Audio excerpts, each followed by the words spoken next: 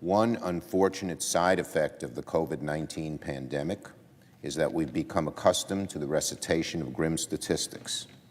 The United States now leads the world in the number of confirmed cases of the coronavirus with more than 1.5 million.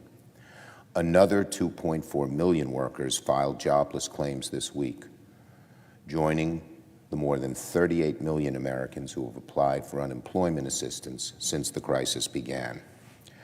Very soon, our country will reach another grim milestone.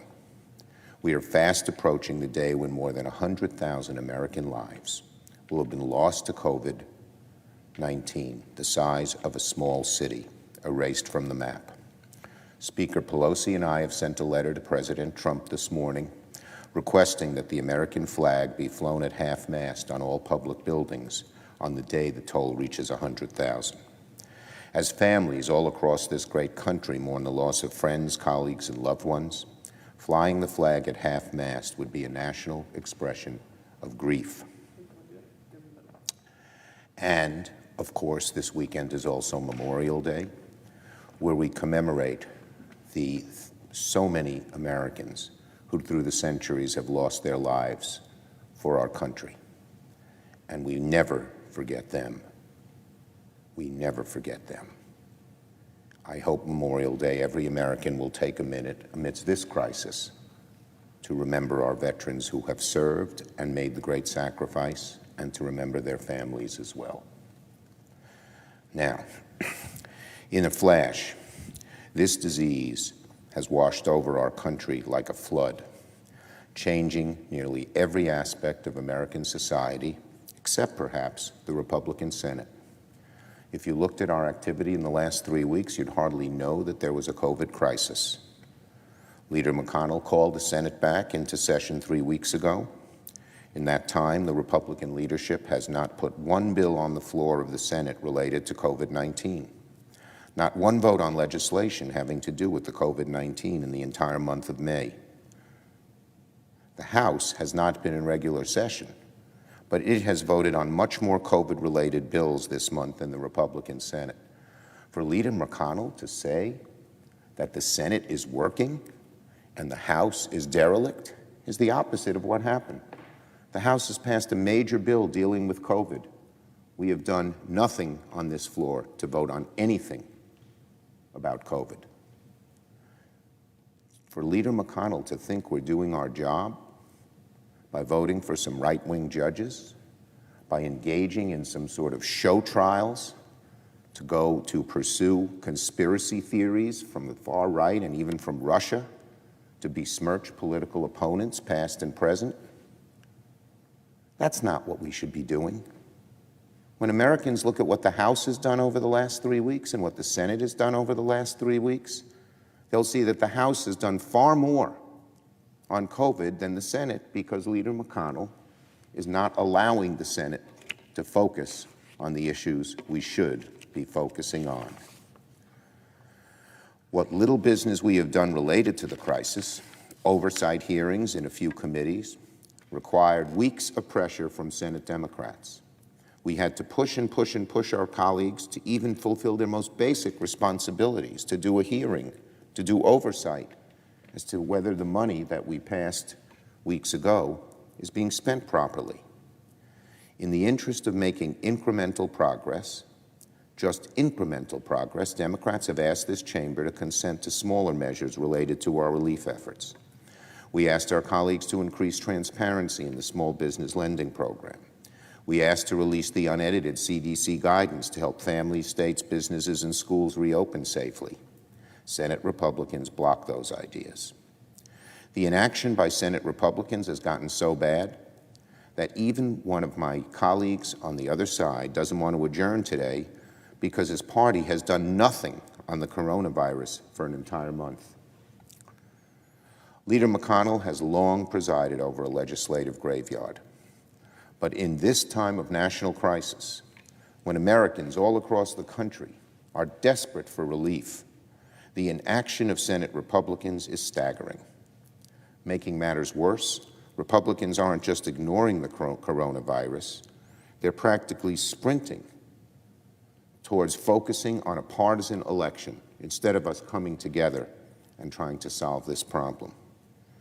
Instead of debating COVID-related legislation on the floor, Leader McConnell has asked the Senate to confirm some right-wing judges. In the Homeland Security Committee, the Republican chairman convened a hearing that slanders the family of the president's political opponent with conspiracy theories invented by none other than the Kremlin. The Homeland Security Committee should be holding hearings with the FEMA administrator about the alarming shortage of PPE. But instead, the Republican majority is busy following breadcrumbs left by Putin and his intelligence services. What a disgrace, what a sham, and what a dereliction of duties. The House, again, they're doing their job. They've passed a major bill. Senator McConnell says, let's wait, let's pause. He doesn't see immediate urgency. Well, Americans do. In the Judiciary Committee now, the Republican chairman wants to issue a bonanza of subpoenas about yet another conspiracy theory related to the 2016 elections, in the hopes of diving down as many rabbit holes as can be found. And today, in the Foreign Relations Committee, the Republican chairman is holding an audio-only hearing to advance President Trump's hand-picked nominee for the Voice of America, a nominee that is currently under investigation by the Attorney General of Washington, D.C. That's right. The Republican majority of the Foreign Relations Committee is turning the cameras off so the press and the public can't see what they're doing, giving a promotion to Steve Bannon's business partner in the middle of a health crisis. This is such a gross misuse of power of the majority. While unemployment reaches astronomical levels, the Senate Republican caucus is off on a wild goose chase. The conspiracy caucus is back with a vengeance. That's the name of this Republican Senate majority, the conspiracy caucus. That's where their zeal is. That's where their focus is. Not on eradicating COVID, not on helping people get back to work, not on feeding hungry families, but on pursuing conspiracy theories. Wow. The Memorial Day weekend and the state work period is usually a time for senators to meet with their constituents and hear their concerns.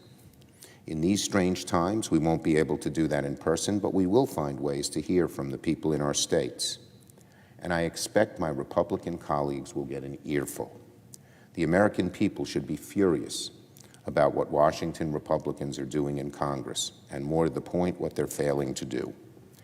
As we approach a day of reckoning, more than 100,000 deaths from the coronavirus, I cannot imagine the American people are happy that Senate Republicans can't focus on the coronavirus because they're too busy doing opposition research for the president's re-election campaign.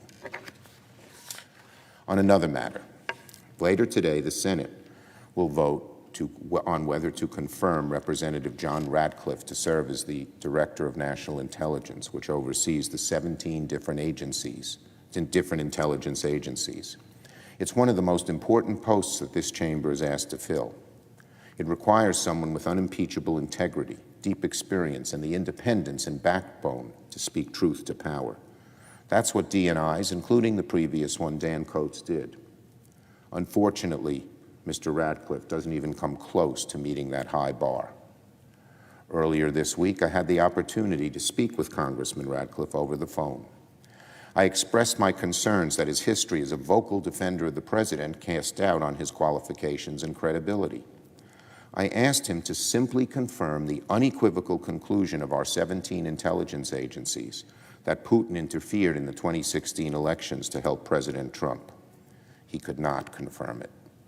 I asked him if he'd commit to basic, specific steps to improve transparency and communications between DNI and Congress. For instance, that every 2 weeks, the staffs of the Gang of Eight be briefed by the DNI on what is happening in terms of election interference. That immediately Congress be notified if Russia or another foreign country attempts to interfere in our election. I asked him to do that within 72 hours. In neither case could he commit. That is not the kind of DNI we need. So, Congressman Ratcliffe did little to address my concerns about his nomination, and I will vehemently oppose his nomination today. More than ever, we need the right person to serve as DNI. Over the past few months, we have watched President Trump try to short-circuit nearly every measure of independence and accountability within the executive branch. By baselessly firing one inspector general after another, President Trump has shown he will not tolerate anyone standing up to his personal political interests, right or wrong. This is a dangerous pattern that should send a shiver down the spine of anyone who believes in democracy, and is particularly relevant to the intelligence community, which must be able to inform the president of difficult truths. Mr. Ratcliffe, unfortunately, has not demonstrated the qualities nor the independence that we should expect to the next leader of the intelligence community. I will vote no and encourage my colleagues on both sides of the aisle, for the sake of the independence and strength of our intelligence community, which has served us so well for decades, to join me in voting no. I yield the floor.